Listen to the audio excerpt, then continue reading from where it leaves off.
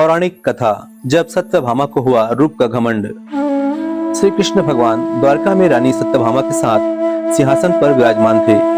निकट ही गरुड़ और सुदर्शन चक्र भी बैठे हुए थे। तीनों के चेहरे पर दिव्य तेज झलक रहा था। बातों ही बातों में रानी सत्यभामा ने श्री कृष्ण से पूछा कि हे प्रभु, आपने त्रेता युग में राम के रूप में अवतार लिया था। सीता आपकी पत्नी थी, क्या वे मुझसे भी ज्यादा सुंदर थी? द्वारकाधीश समझ गए कि सत्यभामा को अपने रूप का अभिमान हो गया है। तभी गरुड़ ने कहा कि भगवान, क्या दुनिया में मुझसे भी ज्यादा तेज गति से कोई उड़ सकता है? इधर सुदर्शन चक्र से भी रहा नहीं गया और वे भी कह उठे कि भगवान, मैंने बड़े बड़े युद्धों में आपको विजयश्री दिलवाई है, क्या संसार में मुझसे भी शक्तिशाली कोई है? भगवान मन ही मन मुस्कुरा रहे थे। वे जान रहे थे कि उनके इन तीनों भक्तों को अहंकार हो गया है और उनका अहंकार नष्ट करने का समय आ गया है। ऐसा सोचकर उन्होंने गरुड़ से कहा कि हे गरुड़, तुम हनुमान के पास जाओ और कहना कि भगवान राम माता सीता के साथ उनकी प्रतीक्षा कर रहे हैं। गरुड़ भगवान की आज्ञा लेकर हनुमान को लाने के लिए चले गए। इधर श्री कृष्ण ने सत्यभामा से कहा कि देवी, आप सीता के रूप में तैयार हो जाए और स्वयं श्री कृष्ण ने राम का रूप धारण कर लिया। भगवान श्री कृष्ण ने सुदर्शन चक्र को आज्ञा देते हुए कहा कि तुम महल के प्रवेश द्वार पर पहरा दो और ध्यान रहे कि मेरी आज्ञा के बिना महल में कोई प्रवेश न करे। भगवान की आज्ञा पाकर चक्र महल के प्रवेश द्वार पर तैनात हो गए। गरुड़ ने हनुमान के पास पहुंचकर कहा कि हे वानर श्रेष्ठ, भगवान राम माता सीता के साथ द्वारका में आपसे मिलने के लिए प्रतीक्षा कर रहे हैं। आप मेरे साथ चले, मैं आपको अपनी पीठ पर बैठाकर शीघ्र ही वहां ले जाऊंगा। हनुमान ने विनय पूर्वक गरुड़ से कहा, आप चलिए, मैं आता हूँ। गरुड़ ने सोचा, पता नहीं यह बूढ़ा वानर कब पहुंचेगा। खैर, मैं भगवान के पास चलता हूँ।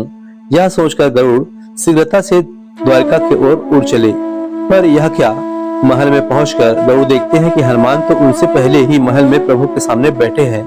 गरुड़ का सिर लज्जा से झुक गया। तब श्री राम ने हनुमान से कहा कि पवन पुत्र, तुम बिना आज्ञा के महल में कैसे प्रवेश कर गए? क्या तुम्हें किसी ने प्रवेश द्वार पर रोका नहीं? हनुमान ने हाथ जोड़ते हुए सिर झुकाकर अपने मुंह से सुदर्शन चक्र को निकालकर प्रभु के सामने रख दिए। हनुमान ने कहा कि प्रभु, आपसे मिलने से मुझे इस चक्र ने रोका था, इसलिए इसे मुंह में रख मैं आपसे मिलने आ गया, मुझे क्षमा करें। भगवान मन ही मन मुस्कुराने लगे। हनुमान ने हाथ जोड़ते हुए श्री राम से प्रश्न किया, हे प्रभु, आज आपने माता सीता के स्थान पर किस दासी को इतना सम्मान दे दिया कि वह आपके साथ सिंहासन पर विराजमान है? अब रानी सत्यभामा का अहंकार भंग होने की बारी थी। उन्हें सुंदरता का अहंकार था जो पल भर में चूर हो गया। रानी सत्यभामा, सुदर्शन चक्र व गरुड़ जी तीनों का गर्व चूर चूर हो गया था। वे भगवान की लीला समझ रहे थे। तीनों की आंखों से आंसू बहने लगे और वे भगवान के चरणों में झुक गए। अद्भुत लीला है प्रभु की। अपने भक्तों के अहंकार को अपने भक्तों के द्वारा ही दूर किया उन्होंने। सार, जीवन में कभी भी अहंकार नहीं करना चाहिए। जरूरी नहीं है कि आज जो आपके पास है वह कल भी होगा। अपने अंदर जरा सी भी अहंकार अगर आने लगे तो स्वयं ठाकुर जी हमसे दूर हो जाते हैं। ठाकुर जी को निस्वार्थ भक्तों की ही जरूरत है, अहंकारी की नहीं।